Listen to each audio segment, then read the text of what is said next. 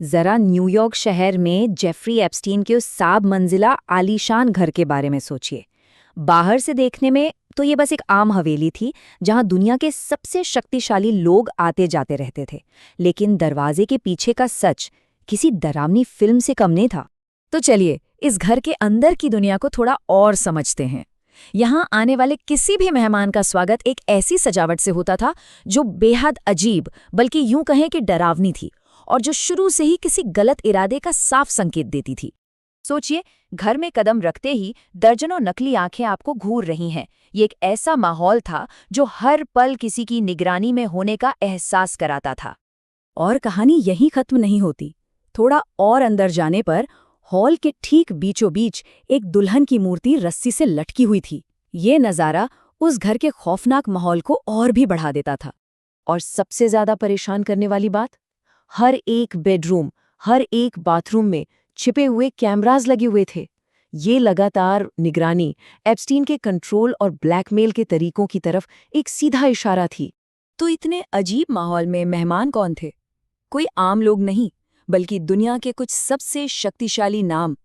जैसा कि इस लिस्ट में देखा जा सकता है, राष्ट्रपति, राजकुमार, अरबपति सब यहाँ आते थे। और शायद उन्हें इस बात का अंदाजा भी नहीं था कि उनकी हर एक हरकत को रिकॉर्ड किया जा रहा था। चलिए अब आते हैं उस मुद्दे पर जिसकी वजह से ये पूरा स्कैंडल एक बार फिर से दुनिया भर की सुर्खियों में है। नए दस्तावेजों का एक बहुत बड़ा खुलासा जिसने कई ताकतवर लोगों के राज खोलकर रख दिए हैं। तो हुआ ये कि हाल ही में एप्स्टीन फाइल्स ट्रांसपेरेंसी एक्ट के तहत लाखों पन्नों के दस्तावेज पब्लिक कर दिए गए, और इसके बाद जो हुआ उसने सब कुछ बदल दिया। ये मामला अब सिर्फ अमेरिका का नहीं रहा, इसकी आंच अब दुनिया के कम से कम 10 देशों तक फैल चुकी है। जरा इस खुलासे के पैमाने को समझिए। 30 लाख से ज्यादा पन्ने, ये जानकारी का एक पहाड़ है जिसे अब सबके सामने रख दिया गया है। और बात सिर्फ कागजों की नहीं है, इन फाइलों में 1,80,000 से ज्यादा तस्वीरें भी शामिल हैं। ये विजुअल सबूतों के एक विशाल और बेहद खतरनाक खजाने की तरफ इशारा करती हैं। तो चलिए अब इस विश्लेषण के सबसे अहम हिस्से में चलते हैं। देखते हैं कि इन नई फाइलों से आखिर कौन से बड़े नाम और उनके क्या कनेक्शंस सामने आए हैं। इस मामले में शायद सबसे बड़ा और सबसे नाटकीय पतन ब्रिटिश शाही परिवार के प्रिंस एंड्रू का हुआ। उन पर 17 साल की एक लड़की से बलात्कार के बेहद गंभीर आरोप लगे, और अंजाम क्या हुआ? उन्हें 12 मिलियन पाउंड का समझौता करना पड़ा, और इतना ही नहीं, अपनी सभी शाही उपाधियां भी गंवानी पड़ी। अब आते हैं बिल गेट्स पर।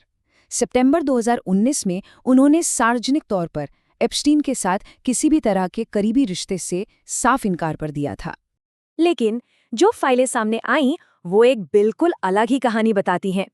दस्तावेजों से पता चलता है कि गेट्स न सिर्फ एप्स्टीन से उसकी सजा के बाद भी कई बार मिले, बल्कि उन्होंने उसके निजी जेट में सफर भी किया, और यहाँ तक कि कहा जाता है कि यही कनेक्शन उनके तलाक का एक कारण भी बना। पर ये नेटवर्क सिर्फ अमेरिका और यूरोप तक ही सीमित नहीं था। यहाँ से ये कहानी एक नया अंतर्राष्ट्रीय मोड़ लेती है, जिसका ध्यान सीधा भारत से जुड़े एक कनेक्शन पर जाता है। ये टाइमलाइन मई 2019 में हुई कुछ घटनाओं का खुलासा करती है। 14 से 20 मई के बीच भारतीय उद्योगपति अनिल अंबानी एप्स्टीन के साथ एक मीटिंग तय करते हैं। फिर 20 मई को एप्स्टीन ट्रंप के रणनीतिकार स्टीव बैनन को मैसेज करते हैं कि मोदी किसी को भेज रहे हैं। और फिर 23 मई को अंबानी एप्स्टीन से मिलते हैं, जिसके ठीक बाद एप्स्टीन ने बैनन को एक और दिलचस्प मैसेज भेजा, और वो संदेश था मोदी ऑन बोर्ड, यानी मोदी तैयार हैं। अब ये छोटा सा संदेश अपने आप में कई बड़े और गंभीर राजनीतिक सवाल खड़े करता है। आखिर किस चीज के लिए तैयारी हो रही थी? और लिस्ट यहीं खत्म नहीं होती। गूगल के सह संस्थापक सर्गेई ब्रिन से लेकर एलन मस्क, रिचर्ड ब्रांसन और डोनाल्ड ट्रंप तक फाइलों में कई हाई प्रोफाइल लोगों के नाम हैं।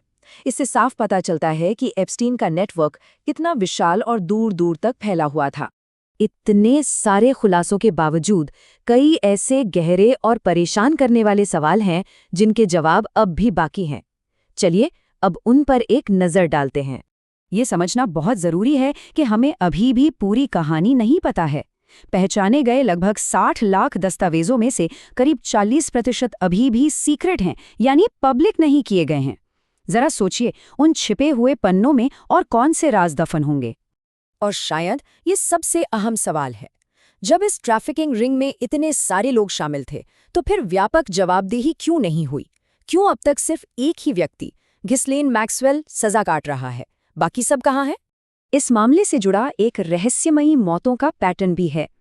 पहले सरगना जेफरी एप्स्टीन और फिर फ्रांसीसी modelling agent John look Brunel, दोनों की मौत जेल में हुई, और दोनों मामलों में मौत का कारण कथित तौर पर आत्महत्या बताया गया। ये मौतें साजिश और अनसुलझे न्याय की भावना को और भी गहरा कर देती हैं।